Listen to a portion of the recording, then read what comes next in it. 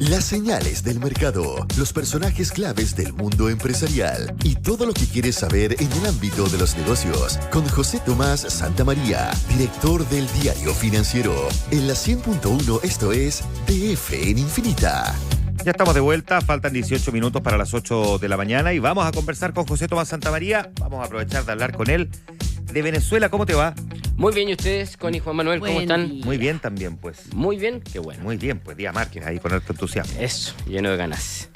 Sí, pues vamos a hablar de Venezuela y de las cifras económicas que muestran cómo este país fue entrando en una profunda crisis económica, que es la que ha llevado a 7,7 millones de venezolanos a salir del país, una de las mayores crisis migratorias, bueno, por supuesto de la región y también del mundo, sí, o sea, claro, una de las mayores olas migratorias de todo el mundo y que probablemente se ha generado a raíz de la profunda crisis económica en la que entró el país y que literalmente no le está dando oportunidades de desarrollo a millones de venezolanos que han emigrado del país. Y por supuesto que es distinto en un país en donde la situación en algún minuto fue distinta, ¿cierto? Porque es distinto un país que es pobre y que siempre ha sido pobre, claro, digamos.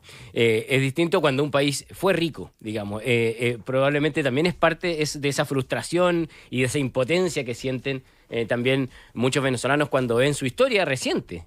Si uno mira los datos del FMI de los años 80, sí, estamos hablando del país más rico de la región, al menos de Sudamérica, de Latinoamérica. Era el país que lideraba el PIB per cápita, una riqueza, por supuesto, basada en la industria petrolera. Tiene una de las mayores reservas de petróleo del mundo, se le llamaba la Venezuela Saudita. Y si uno revisa los artículos que repasan lo que señalaban los artículos de prensa de la época, a fines de los 70, comienzos de los 80, se trataba de un país con un desempleo de 4%. Los artículos hablan de recurrentes viajes a Miami de los venezolanos a fines de los 70.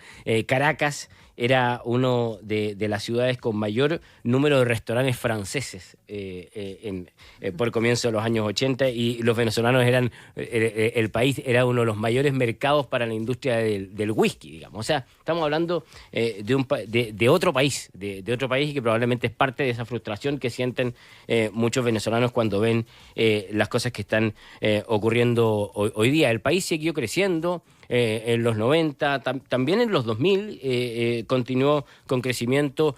Cuando asume Nicolás Maduro, el país cae en una picada libre, que en verdad es impresionante. Hay un punto ahí como hace 12 años. Claro, el 2003 en donde cae con una fuerza rotunda que los lleva hoy día, en cambio, a tener el peor PIB per cápita de la región, en torno a $3.600 dólares. Estamos hablando de un país con 30 millones de habitantes y que tiene un PIB de 100.000 millones de dólares. Pensemos que Chile tiene 300.000.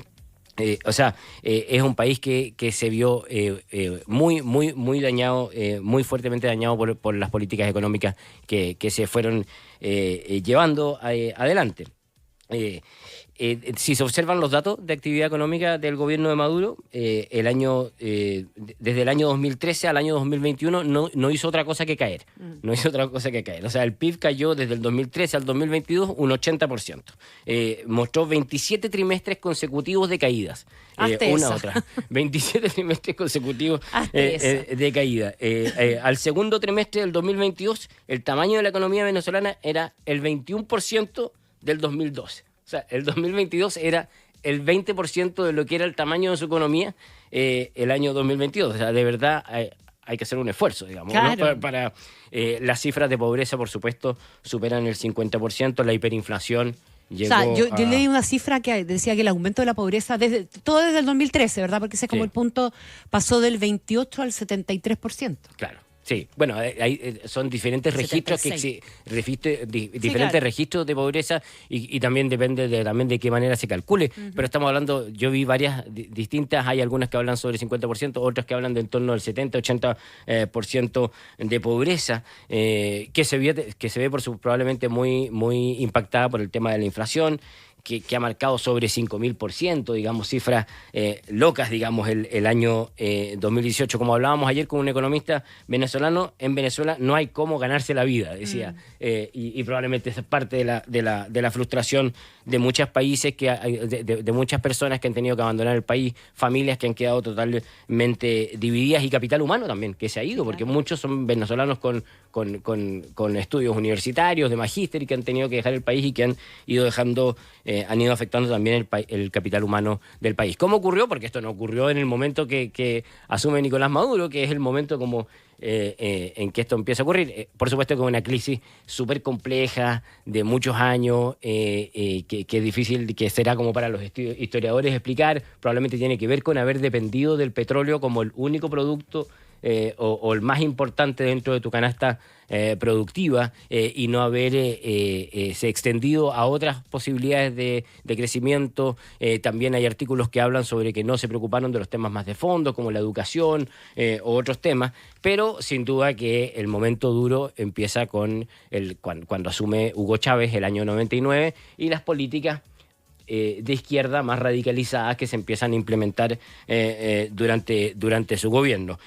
Muchas de las cuales las hemos escuchado muchas veces: nacionalización de empresas e industrias clave, telecomunicaciones, en electricidad, se estatizaron con empresas completas, lo que obviamente fue desincentivando la inversión, el control de precios, que llevó a quiebra a muchas compañías y a la salida, medidas para evitar la fuga de divisas, el control de divisas, fuerte caída, y bueno, y el crecimiento de la corrupción, ¿cierto? El crecimiento de la corrupción, que sin duda fue uno de los puntos que impactó o sea, que también ha impactado con más fuerza el impacto en las instituciones, digamos, también. La deuda pública creció con mucha fuerza, es uno de los países con mayor deuda pública. El gasto fiscal creció de manera muy desordenada, y la poca autonomía del Banco Central. La poca autonomía del Banco Central en la emisión de billetes, que finalmente es lo que termina generando la inflación. Son todas las cosas que fueron pasando. Ahora, ¿cuál es la diferencia entre Chávez y Maduro? ¿Por qué a Chávez no le fue tan mal como le ha ido a Maduro, que ha sido un desastre desde el año 2013? Bueno, el precio del petróleo. Y concedámosle algún punto también de liderazgo y de... Bueno, sí, claro. Sí. Probablemente y de materia gris, digamos. Probablemente, claro. Y probablemente tenía más... Pero todo se hace más fácil. Pero todo se hace más fácil con plata, porque eso permitió que él pudiera tener un gasto público muy grande. El precio del petróleo durante el mandato de Chávez estuvo más en torno a los $100 el barril. Hoy día, en los primeros años del gobierno de Maduro, bajó casi que con su llegada a $30, digamos, y a un promedio en torno a $50 el barril. Eso inevitablemente empezó a generar la escasez de alimentos, que empezó a generar la crisis alimentaria que vivió el país, la inflación que se empezó a extender con mucha fuerza, y la crisis humanitaria que empezó a darse ya ahí entre los ciudadanos, el problema de que ya no había alimentos, digamos, y empezaron a escasear los servicios básicos. Y también fue dejando en evidencia la situación en la que estaba el país. Ya sin plata te empiezas a dar cuenta lo dañado y lo damnificado que estaban las instituciones. Por ejemplo, la industria petrolera, que había sido el baluarte para el crecimiento y el desarrollo del país. PDVSA, que es la industria petrolera nacional. Muchos artículos recuerdan cómo en los años de Chávez se despidió a muchas personas de carácter técnico para dar espacio a personas de carácter más político. Y eso fue haciendo caer que la empresa empezara algunos hablan de un default técnico, digamos, en el que se encuentra la empresa. Estamos hablando de una compañía que hoy día produce, de un país, perdón, que hoy día produce 890.000 barriles de petróleo. En Venezuela lo celebran porque el año 2020 fueron como 400.000, es decir, han duplicado. Pero a comienzos de siglo, cuando asume Chávez, eran 3 millones de barriles, digamos. 3 millones de barriles los que se producían en Venezuela. O sea, sin duda que es que es una diferencia muy grande, digamos, de la situación que muestran la crisis en la que se ha visto envuelta la compañía y que está en muchos informes internacionales y que fue entonces colaborando con esta situación de hiperinflación, de aumento en la pobreza, de hambre, digamos, que empezaron a vivir muchos venezolanos y muchas compañías que en Venezuela empezaron a abandonar el país. Ahí como uno de los ejemplos que más que recurren en los artículos es el ejemplo de las aerolíneas. En 2014 empezó a cancelar los vuelos al Italia, pero lo siguió Air Canada, Lufthansa, Delta, se fueron quedando sin vuelo. Compañías como Clorox, Bridgestone, General Motors empezaron a cerrar plantas porque fueron confiscadas muchas veces por las autoridades. Kellogg's, un año más tarde también abandonó la compañía. Entonces, ese fue el escenario, digamos, y ese es el escenario en que se encuentra la economía hacia finales del 2020, cuando se encuentra con la pandemia y donde se ven las caídas más fuertes. El año de la pandemia, el 2020, la economía venezolana cayó un 30%. Y probablemente ese ya también es un punto de inflexión donde termina esta caída de 80% de la economía, porque después empieza un leve repunte. Los últimos 4 años la economía venezolana ha tenido, o últimos 3 o 4 años la economía venezolana... 11 trimestres consecutivos ha venido mostrando un incremento. Ha venido mostrando un incremento. De hecho, el año pasado la economía venezolana creció un 5%. Y este año el Fondo Monetario dice que va a crecer 4,2. 4, claro. La estimación es, bueno, al menos hasta ahora, antes de que ocurrieran estos hechos, era que la economía iba a crecer un 4% y por lo tanto algunos alcanzaron a hablar de una recuperación de Venezuela, digamos, de que se estaba recuperando. Ahora, si uno habla con los economistas, en general te dicen, bueno, hay también decisiones del gobierno y eso hay que reconocerlo. Ha habido un mayor control de gasto, ha habido menos emisión de billetes y eso ha ido permitiendo que la situación vaya mejorando en algo. También tiene que ver con la base de comparación, o sea, vienen del Claro. suelo, digamos, y por lo tanto crecer es bastante más fácil. Cuando tú has caído un 80%, crecer un 5%, no es tan complejo, y también hay que guardar la referencia. O sea, el país estaba en 100, cayeron a 20, ahora están creciendo 5, pero siguen muy lejos del 100 que tenían en 2013, digamos, ¿ya? Cuando partió esta crisis más fuerte, digamos. Entonces,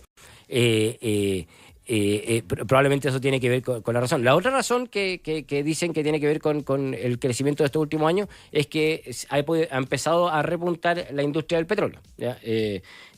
Porque Estados Unidos también relajó en alguna dimensión el tema de las sanciones, que es el argumento clásico que sacan regímenes como el de Maduro, el de Cuba, etcétera, para responder, para buscar una respuesta que no tenga que ver con ellos, ¿verdad?, a las crisis económicas. Justamente se relajó y eso permitió que la compañía Chevron, que es una de las mayores petroleras de Estados Unidos, en noviembre del 2022 consiguiera una autorización tanto en Estados Unidos como en Venezuela para empezar la producción en ese país. Y de hecho el aumento del que yo les comentaba que ha vivido la producción de petróleo, que pasó de 400.000 a cerca de 900.000 hoy día barriles por día, tiene mucho que ver con el ingreso de las empresas privadas, no tanto por PDVSA.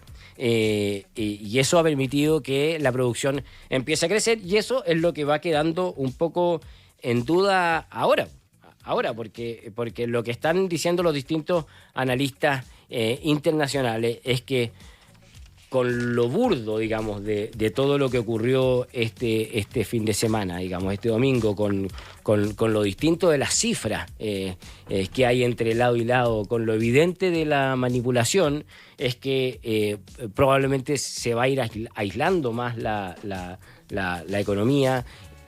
Pueden eventualmente volver a aumentar los castigos contra esa economía y eso podría tener un efecto en sanciones al petróleo, que nuevamente es la industria que está liderando este leve repunte que está viviendo la economía venezolana, que le estaba dando este aire que no era estructural, según muchos economistas, pero que por lo menos le estaba dando un aire a una economía que llevaba una década de crisis brutal, y que ahora se puede poner en duda con con las nuevas sanciones que eventualmente pudiera poner la comunidad internacional o los países a las distintas industrias del país. Así por lo menos lo ve un análisis de Oxford Economics que advierte un eventual aumento en las sanciones petroleras hacia Caracas, dado el aislamiento que se está dando y las decisiones que se han ido tomando, como por ejemplo la de ayer, la de retirar a todo el cuerpo diplomático y expulsar al mismo tiempo a los embajadores y a los funcionarios diplomáticos de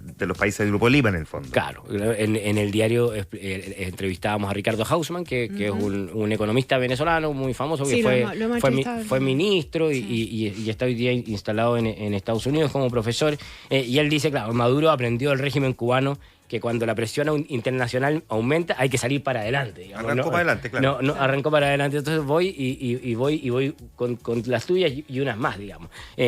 Y por eso él se adelanta a este no reconocimiento, bueno, retirando a su cuerpo diplomático y también exigiendo la salida de los nuestros en su país, es decir, generando ahí también una crisis diplomática. Ahora, la gran duda está en cuánto puede prolongarse una crisis así en un país que ya está en un nivel de crisis económica como que está, el posible efecto que pueda empezar a volver a generar en la economía, el posible efecto que pueda generar en nuevas olas migratorias. O sea, ya estamos hablando de 7,7 millones de venezolanos que han salido. ¿Cuántos más podrían Comentábamos salir? con Juanma que hay varias encuestas que preguntaron en los días previos a la elección, encuestas internas en Venezuela y hechas desde afuera, etcétera también, que le preguntaban a los venezolanos si llegaba a ganar Maduro, si migrarían o no migrarían.